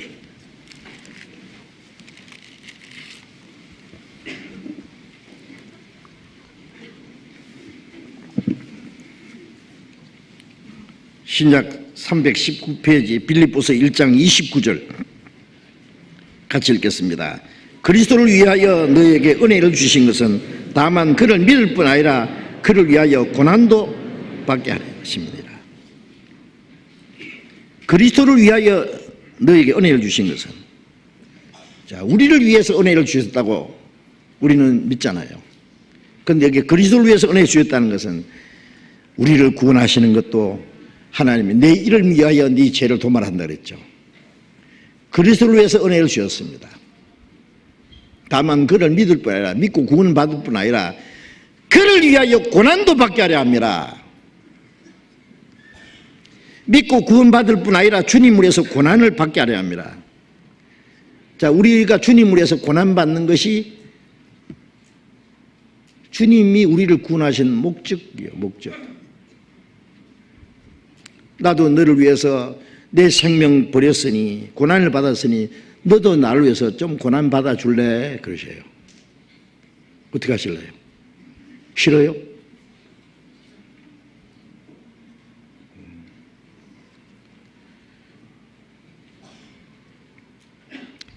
요즘에 노인들이 자살을 많이 한다 그러죠. 그 중에 들리는 소리 보면은 자식을 낳아서 길러서 기가 막히게, 부모는 자식의 행복하기를 원합니다. 행복을 위해서 자기를 희생하기도 해요. 이 키워놨더니 이 살만하니까 부모한테 불효하는 거예요. 막 대들고 막 욕짓거리도 하고 심지어는 막 주먹도 휘두르고 심하면 죽기까지 합니다. 보셨잖아요. 며칠 전에도 자기 어머니를 죽이고 형님을 죽이고 이런 일은 왕왕 있습니다. 왜 그러냐? 돈 때문입니다. 이거는 인간도 아니에요. 악마예요. 그렇죠? 예. 구원받은 사람 속에도 마귀가 들어가면은요, 보이는 게 없어요. 예. 그러니까 이 노인들이 자식에게 배신당하면은요, 살고 싶은 생각이 없어지는 거예요. 그 죽을 뻔해요. 스스로 목숨을 끊어요. 하나님이 우리를 그토록 사랑하시고 그 큰 은혜를 주셔서 우리를 구원해 주셨는데, 구원받은 사람이 주님을 위해서 사는 것, 주를 위해서 조그마한 희생과 고난도 원치 않는다면은 하나님은 배신감 안 느끼겠습니까? 응? 예.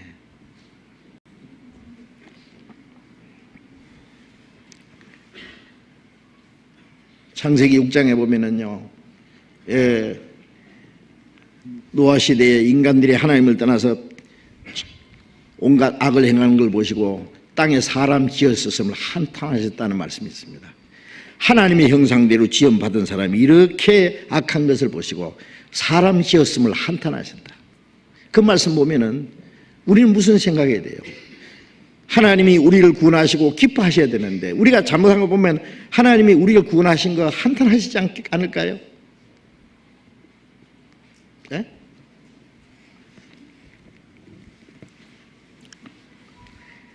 이제 구원받은 이후에 우리의 삶은 이제 주님을 위해서 사는 생활입니다. 주님을 위해서 사는 생활. 예. 예. 살든지 죽든지 뜻대로 하소서. 고린도후서 12장 봅시다.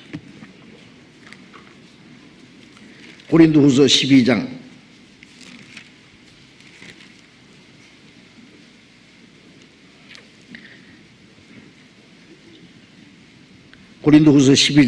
10절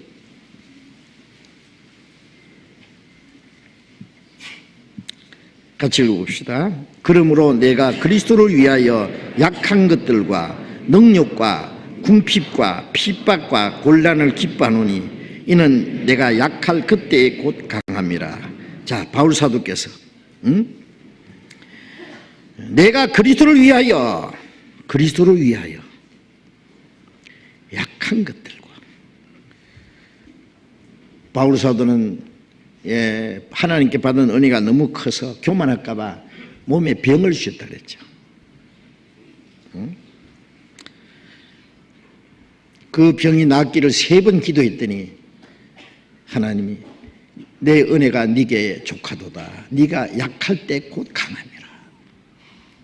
그래서 바울 사도는 자기 몸에 자기를 괴롭게 하는 그 병도 약한 것들, 그리스도를 위하여 내게 약한 것도 좋고 능력, 사람들에게 많은 능력을 당하고 욕을 먹고 궁핍, 가난함과 핍박과 곤란을 기뻐하노니 이는 내가 약할 그때에 국하합니다.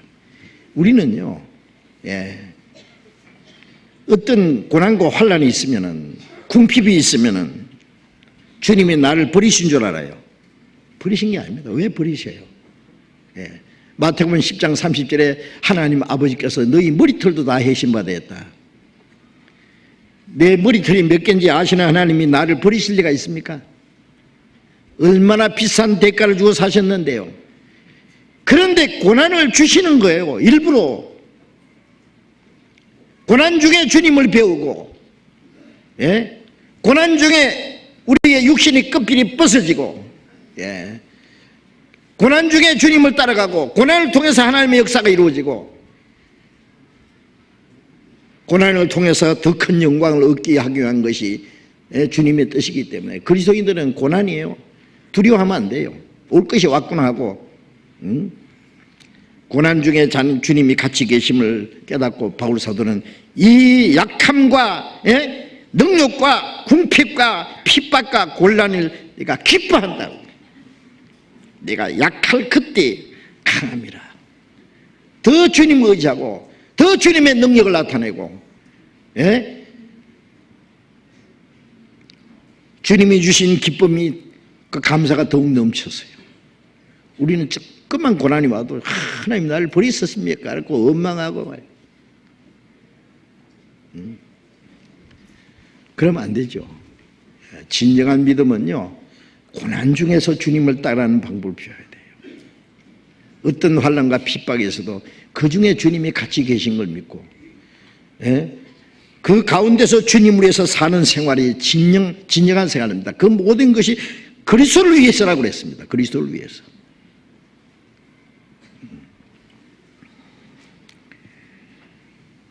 데살로니가전서 5장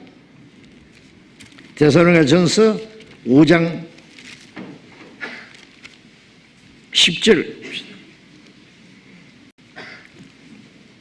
데살로니가전서 5장 10절 같이 읽어봅시다. 예수께서 우리를 위하여 죽으사 우리로 하여금 깨든지 자든지 자기와 함께 살게 하려 하셨느니라. 그리스도께서 우리를 위하여 죽으시사 우리를 위해서 죽어서 구원했으니 우리로 하여금 구원받은 사람이 깨든지 자든지 살든지 죽든지 그 말이죠. 자기와 함께 살게 하려 하셨느니라. 이 성경을 제가 다른 번역에 찾아봤더니요, 번역이 좀 쉽게 돼 있어요. 예수께서 내가 깨든지 자든지 자기와 함께 살게 하려고 우리를 위하여 죽으셨습니다. 왜 우리를 위해 죽으셨느냐? 구원받은 우리가 깨든지 자든지 살든지 죽든지 주님과 함께 살게 하기 위해서, 주님을 기쁘시게 하기 위해서, 주님과 함께라는 건 주님을 기쁘시게 하고 주를 위해서 사는 겁니다.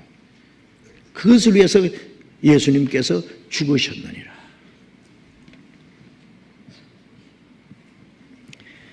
그것이 우리를 구원하신 목적이라는 말씀이에요.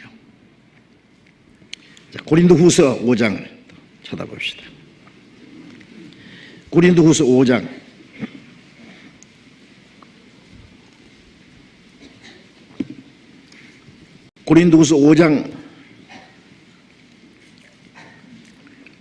10절,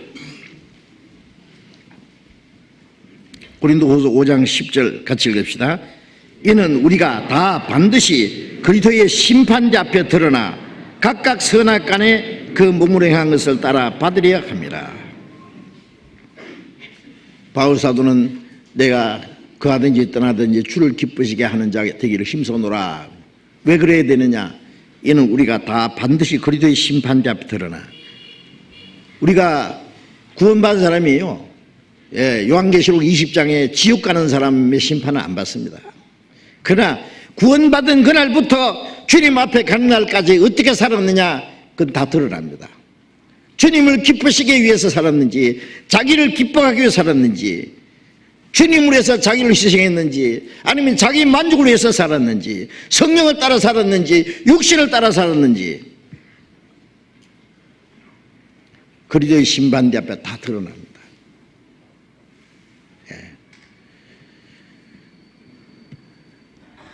드러나서 선악간에 그 몸으로 행한 것을 따라 받으려 합니다.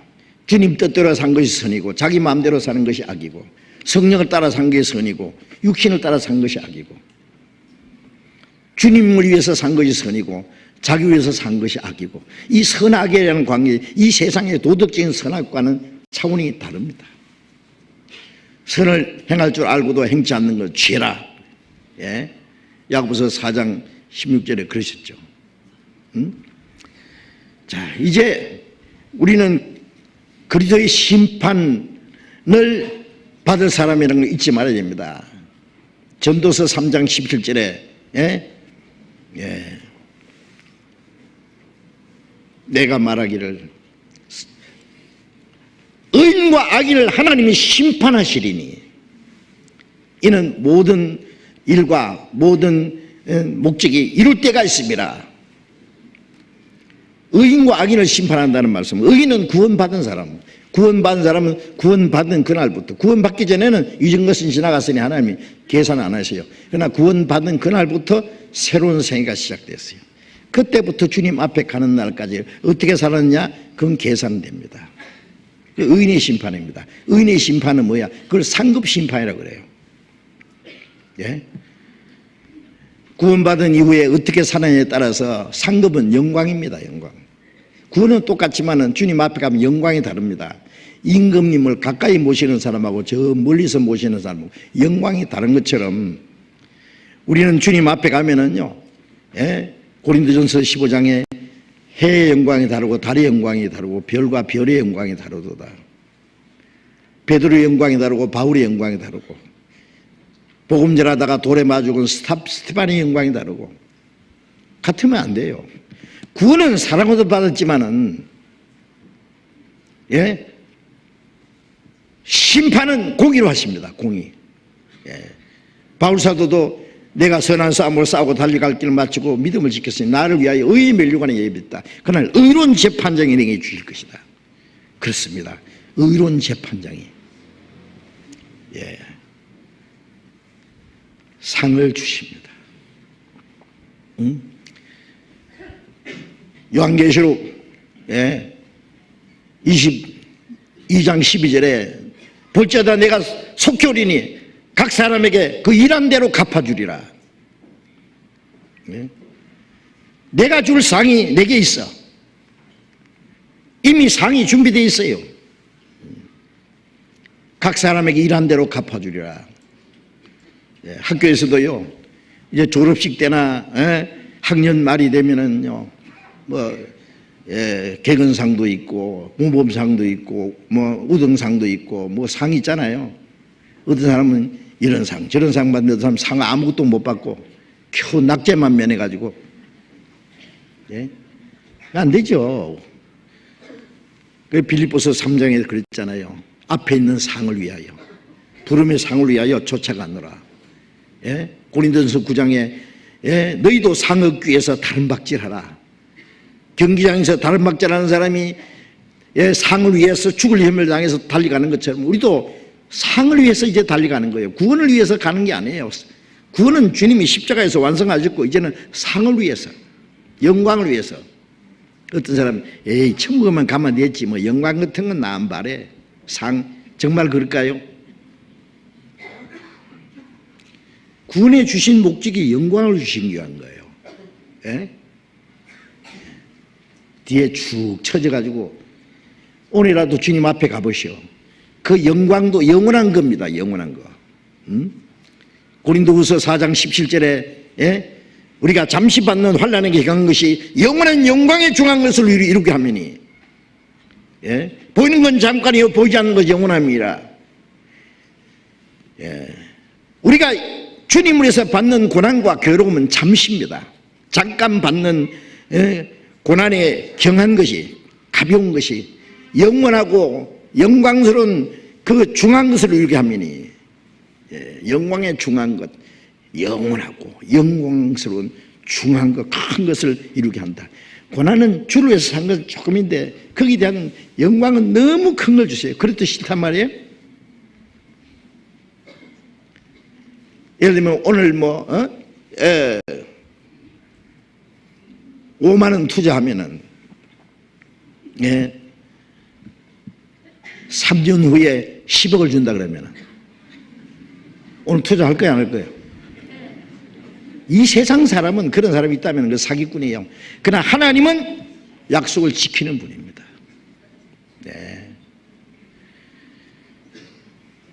그것과 비교가 안 돼요. 비교. 우리가 주를 위해서 하는 고난은, 희생은 작은 거예요. 그게 비해서 주신 영광은 너무 커요. 성경에 그런 말씀이 얼마나 있는지 몰라요. 그런데 그것도 싫어? 그것 안 믿어집니까? 안 믿어지면 하나님의 사기치는 분입니까? 오늘이라도 주님 앞에 가보시오. 후회 막심할 거예요. 내가 육신 때문에, 세상 하찮은 것 때문에 마음 뺏겨가지고 주님 뜻대로 살지 못하고 주님을 기쁘시게 도 못하고 주를 위해서 살지도 못하고 육신 이거 생명 하나 부지하려고 이 하찮은 육신 위해서 마음 잡혀가지고 속아 살다가 주님 앞에 가서 고린도전서 3장에 불 가운데서 얻은 것 같으리라. 소돔 고모라 성이 불탈 때 겨우 목숨만 빠져나온 롯처럼 겨우 구원만 받아가 주님 앞에 가면 아무것도 없어. 불 가운데서 얻은 것. 그 부끄러움을 구원이라 그러잖아요.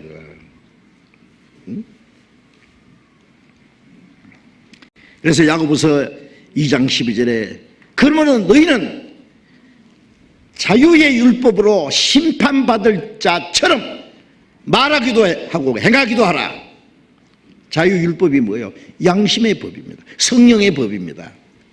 이제 우리는 사람이 명령하기 때문에 두려워서 하는 게 아니라 이 양심이 주를 위해서 성령께서 우리의 마음속에 하나님의 뜻을 깨닫게 하고 하나님의 뜻을 따라 살 수 있는 소원을 주셔서 행하게 하십니다. 그게 자유의 율법입니다. 할 수도 있고 안 할 수도 있고요. 그 자유를 육체의 귀로 삼지 마셔야 됩니다. 자유의 율법을 따라 심판받을 자처럼 말하기도 하고 행하기도 하라. 말도 조심해야 됩니다. 무슨 무익한 말 하든지 심판 나라 그대로 심판을 받습니다. 형제를 비난하는 말도, 욕하는 말도 함부로 하면 안 됩니다. 미워하는 마음이 있다면 그것도 심판을 받을 거예요. 사랑하기도 모자란데 왜 미워해요? 미워하기는. 정말 주님을 위해서 살았는지 순종했는지 주님 앞에가 다 드러날 텐데 거기에 따라서 주님이 영광스러운 상을 주실 때 그 겨우 천국에만 가면 괜찮다고요? 주님 앞에 가서도 그런 말 할 수 있겠어요? 고린도전서 15장 58절에 그러므로 형제들아 믿음에 굳게 서서 흔들리지 말고 주의 일에 더욱 힘쓰는 자들이 되라. 이는 너희 수고가 주 안에서 헛되지 않을 줄 압니다. 주의 일에 더욱 힘쓰는 자들이 되라. 이는 너희 수고가 주 안에서 헛되지 않을 줄 압니다. 우리 수고가 결코 헛되지 않습니다. 그리고 베드로전서 1장 13절에 그리스도께서 오실 때 너에게 주실 은혜를 사모하라. 주님이 오실 때 우리에게 주시는 은혜가 뭐겠어요? 십자가에 죽으셔서 주신 은혜는 우리 죄를 사해주고 영혼 구원해 주신 거. 주님이 오실 때 우리에게 주실 은혜가 뭐예요? 우리가 순종한 것은 조금인데 그게 주시는 영광은 너무 크기 때문에 그것도 은혜입니다. 그것을 사모해야 됩니다. 그날을 위해서 우리는 살아가야 됩니다. 그날의 영광을 위해서. 여러분 그리스도인들은 이 주님의 약속과 주님의 말씀을 결코 잊어서는 안 돼요. 여호와께서 내게 주신 모든 은혜를 무엇으로 보답할고 밤낮 생각하고 그 보답할 수 있는 기회를 주셨고 보답할 수 있는 길을 주셨습니다. 그 힘든 게 아닙니다. 할 수 있는 것 우리가. 그것도 안 한다면은 주님이 얼마나 슬퍼하시겠어요. 그리고 우리는 주님 앞에 가서 부끄럽게 될 것입니다. 우리의 남은 생에는 이제는 우리를 구원해 주신 주님을 기쁘시게 하고 주님을 위해서 우리가 할 수 있는 모든 걸 다해서 주님을 위해서 살아야 되겠습니다. 기도하겠습니다.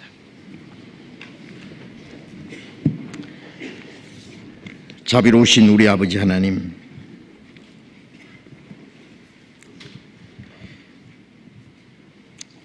우리를 사랑하시고 우리를 구원하시고 우리에게 주신 그 하나님의 은혜가 너무 크고 귀해서 우리가 다 청량할 수 없고 우리 말로 다 표현할 수도 없습니다. 하나님이 우리에게 주신 그 모든 은혜를 우리가 어떻게 갚을 수 있겠습니까? 그러나 우리에게 그 은혜를 보답할 수 있는 기회를 주시고 보답할 수 있는 길을 주심을 감사합니다. 이제는 주님을 사랑하고 주님을 사랑함으로 주님의 말씀에 순종하고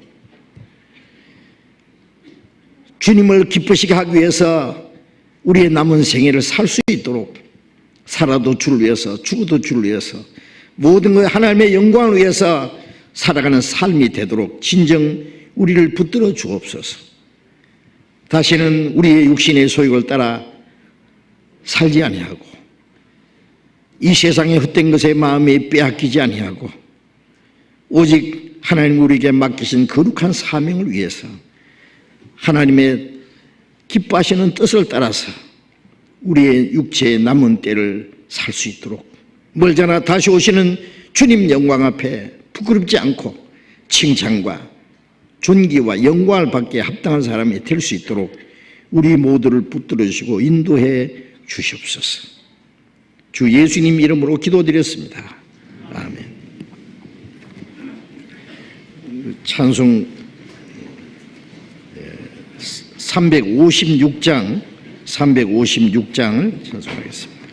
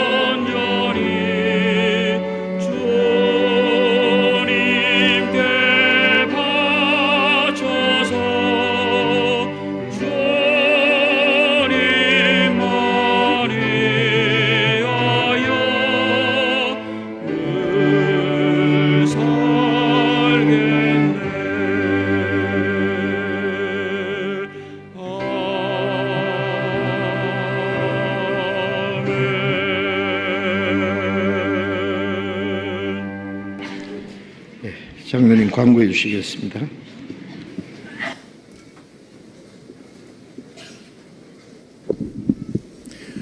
예, 내일부터는 한양대, 연세대, 서울대에서 각각 집회가 있습니다. 그리고 본당 2층에서 낮 집회도 있고 또 저녁 집회도 있습니다. 그러니까 좋은 전도의 기회로 삼아 주시기 바랍니다. 생명예배 11호 원고 모집을 합니다. 10월 5일까지 영생의 말씀사에 제출해 주시면 되겠습니다.